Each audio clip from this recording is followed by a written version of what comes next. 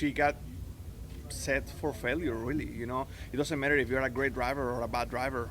Regardless of that, if you are thrown in one of the most difficult series in the world to be competitive, is just not fair. That's the way I saw it. I was more disappointed to NASCAR than her, and I mentioned that to her, and I hope that she gets another opportunity because, you know, I'm part of the diversity, and I think that having diversity in the sport is something that is extremely important, very, very valuable.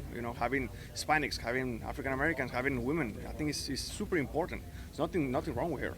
It's just the process. I think the process has to be so much better. We're talking about an elite series. If I believe that I'm one of the best racing drivers in the stock car in the world, and if I want to run Formula One tomorrow or Formula Two, I can't. I'm not qualified to do that, and I shouldn't, right? Because I don't know the car, I don't know the tracks.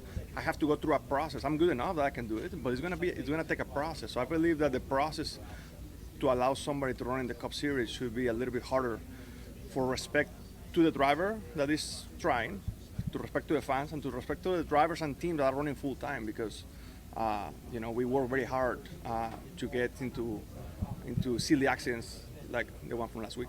Do you think there needs to be some sort of licensing process? Like Parker and Landon on their podcast talking about, like you were just saying about the FIA, like you can't get a license without doing this and this. Like, does NASCAR need to go to like a full licensing program? Or are there intermediate ways that they could achieve the same thing? I cannot sit here and tell you that they have to change their system, but I believe that they have work to do.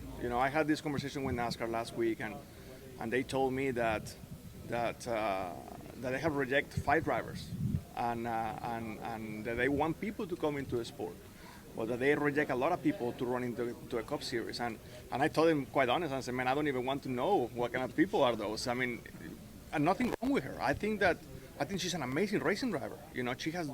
She has done an amazing job in other series, never in the Cup Series. And then on top of that, they told me, oh, Phoenix is a short track. Well, me as a racing driver, I know that Phoenix is not a short track. It drives like a mile and a half. So, that's why, and I believe that NASCAR needs a little bit of help, to be able to get a better system in place, and maybe to get somebody that has been in the car recently to understand what it takes to drive these things, because it's not easy. These cars are quite tricky to drive, especially in an oval.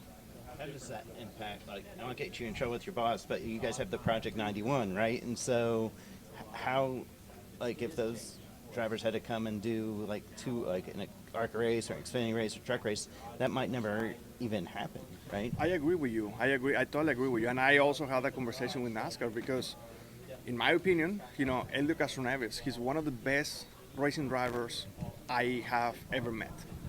His numbers talk for itself, right? I mean, he's a rock star, this guy.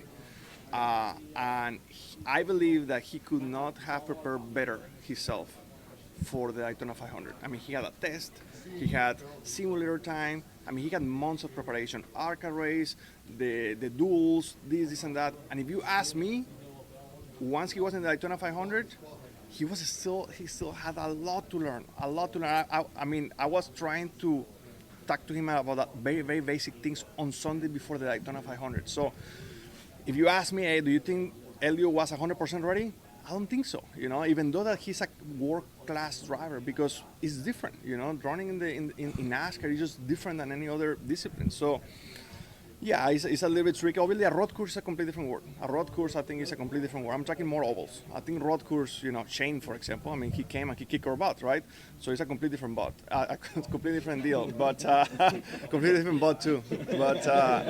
But yeah, I think that there is definitely room for improvement in the process to approve drivers. We're talking about the most competitive, the most prestige stock car series in the world.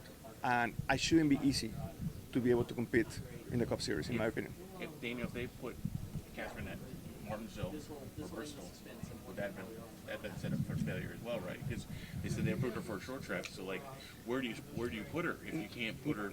NASCAR mentioned exactly that to me. They say, man, we didn't want to put her. They said those two words, those two tracks, Martinsville and Bristol, and they said to me, The problem of putting these drivers in these tracks is that there is no place to hide. They cannot get out of the way. And I said to NASCAR, these were my exact words. That's the problem. They shouldn't be thinking about getting out of the way. That's not what we want. We don't want them in the way. We want them to compete, to be competitive. And that's the mentality that, in my opinion, has to change. Because if we think about, okay, in this racetrack, this driver can get out of the way, that's the wrong mentality. We don't want that. I want them to be competitive, not to get out of the way easier. So, in my opinion, the preparation to be able to run the Cup Series has worked. The Vivid EV Anthem is the essence of American spirit.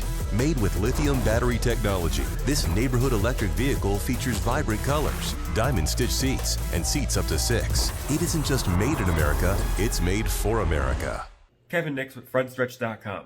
Come back soon for more great racing videos, and if you like us, don't forget to hit that subscribe button.